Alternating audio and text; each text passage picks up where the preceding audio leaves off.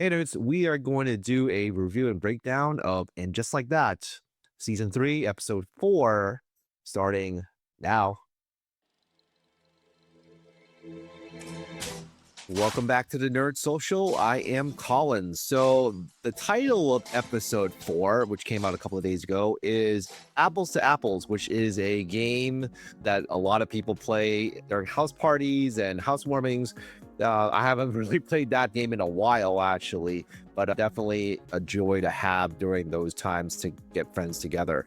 This episode is written by Michael Patrick King and is directed also by Michael Patrick King. The spoiler-free log line of this episode is Aidan suggests Carrie spend some quality time with his sons after she extends her trip.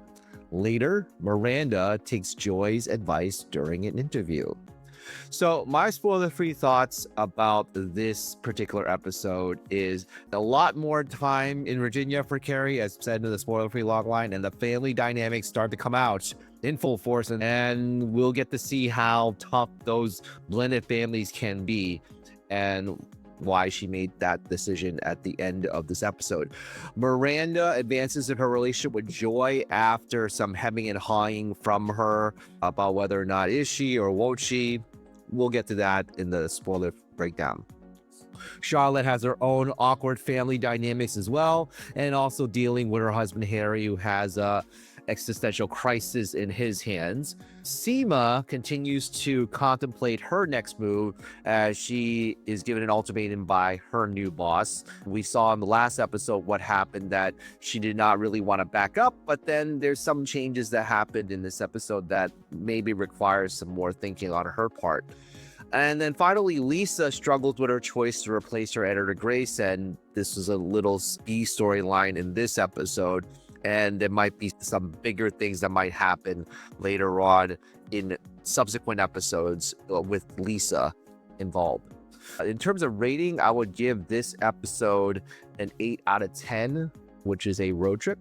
I think that the show is steadily improving in terms of the storylines. The whole family dynamic is really cool to watch because it revolves around something that you really didn't see in the original Sex and the City because they were single, and now you're dealing with families with kids and also blended families. A part of what this is saying up here as a new chapter of Sex and the City, it really is a new chapter. And as I mentioned before, some people might not like that. Some people might like the light and airiness of Sex and the City, and maybe even Emily in Paris, which is on Netflix. This show really speaks to me because it deals with diverse personalities, evolving family dynamics that involves children that are teenagers. So how are they going to be able to deal with those situations is fascinating to watch in this time period of social media and memes, which we'll get to. And so those are my spoiler-free thoughts. If you like what I have to say about And Just Like That and other content we put out there, please like, share, and subscribe for more. We really appreciate your support as we are growing really rapidly as a channel. And thank you for those that have been commenting on this particular series. We've had some really nice responses overall in the comments section. So without further ado, spoilers ahead.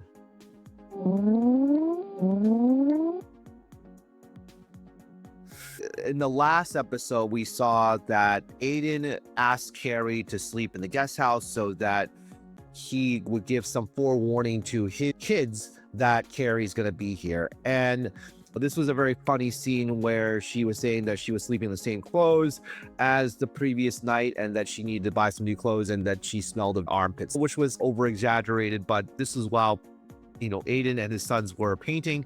His son Tate was there, who was in college, and also his youngest son Wyatt, who was in that accident from last season.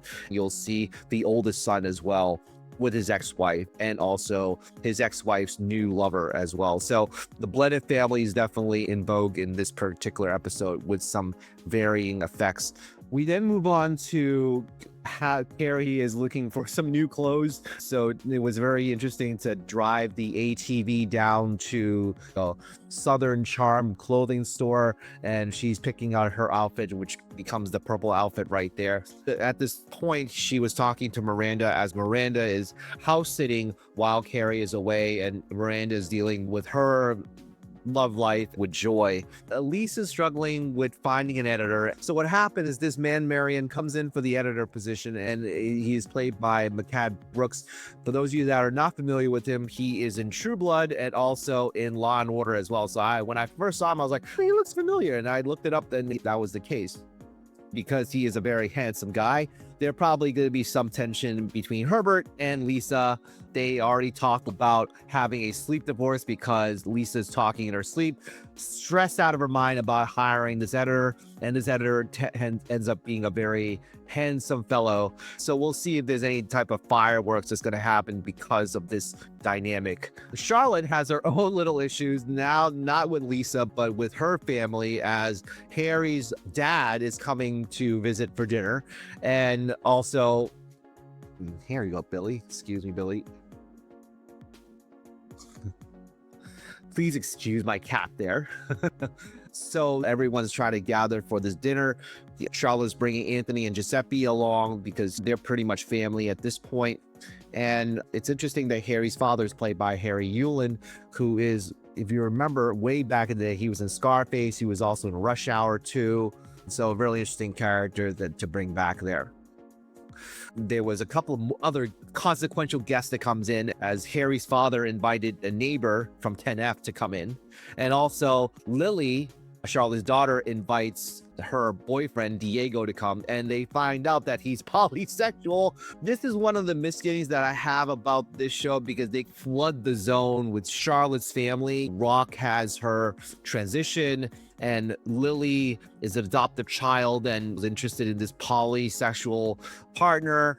Charlotte has trouble keeping up with the Joneses with Lisa, but also with her artwork. So it's like there's all these different types of issues that usually don't happen with one particular family, but happens with all of us in the audience. It is like an amalgam of all these different contemporary issues that we put it all on Charlotte.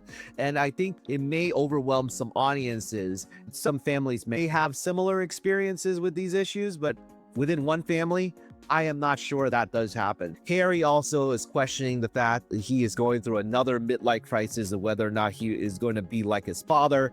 He had a very intimate scene with Charlotte, and then he couldn't really perform in the way that he wanted.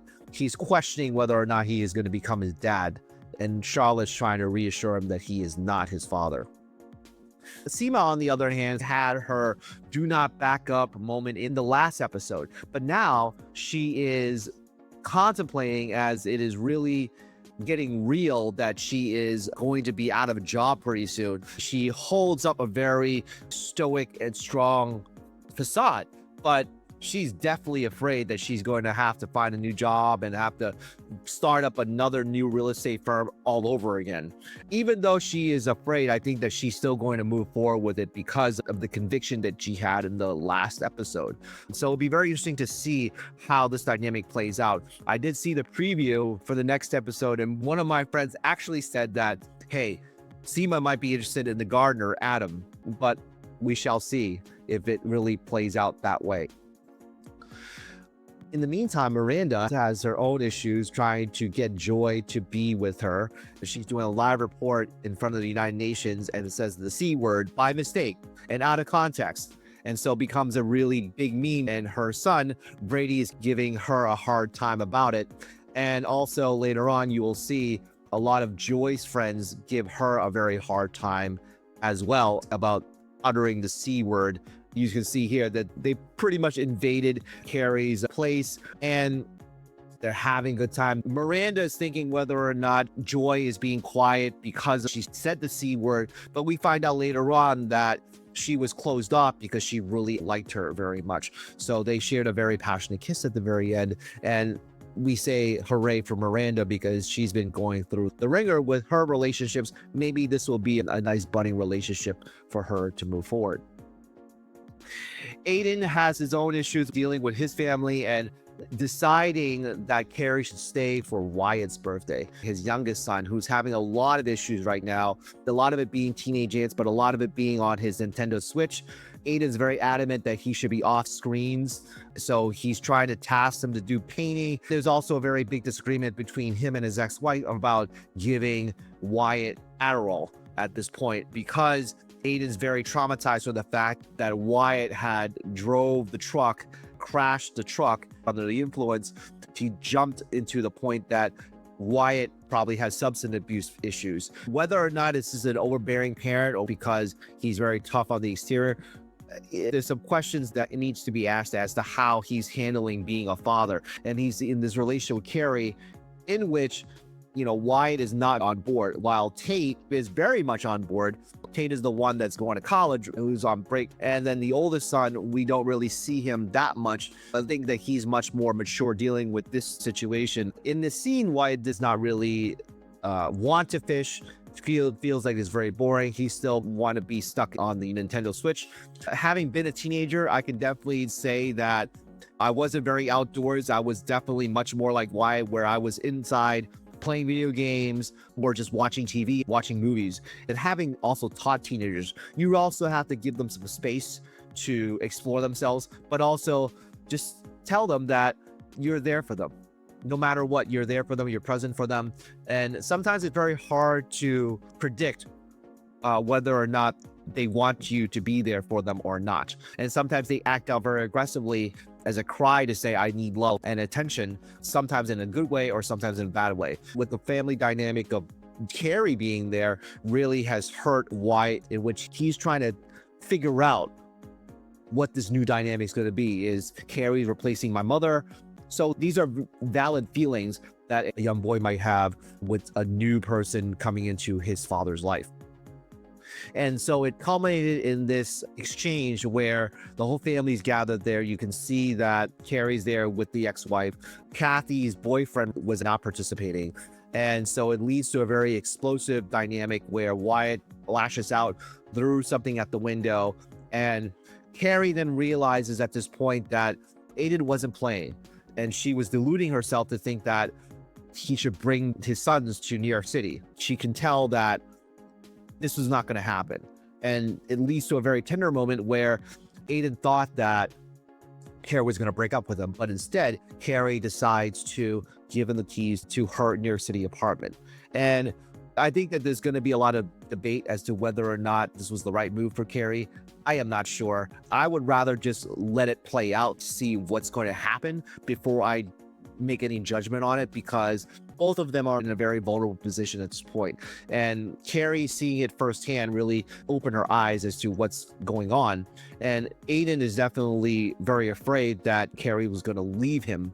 But it seems as though Carrie is going to wait for Aidan until the boys do grow up a little bit more, especially Wyatt grows up to a point where he probably feels more comfortable with her coming around. There was also a point where Carrie was trying very hard to bond with Wyatt, going to the VR facility to shoot zombies, and basically Wyatt whacked her on the head.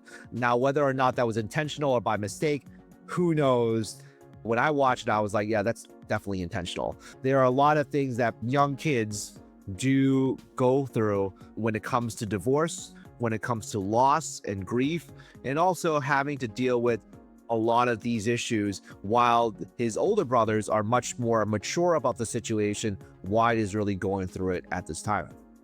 And then finally, I think that Carrie is still questioning whether or not she is making the right decisions here. To me, I think it's a holding pattern, and it's still going to be continued to be a holding pattern. She didn't want to believe it, but I think that she is also dealing with her grief through the loss of her husband, and whether or not this is going to lead to something bigger for her. So those are my thoughts about And Just Like That, Season 3, Episode 4. Tell us what you think about this episode by commenting down below. Like, share, and subscribe for more content like this. And we will see you in the next video. All right. Take care, everybody.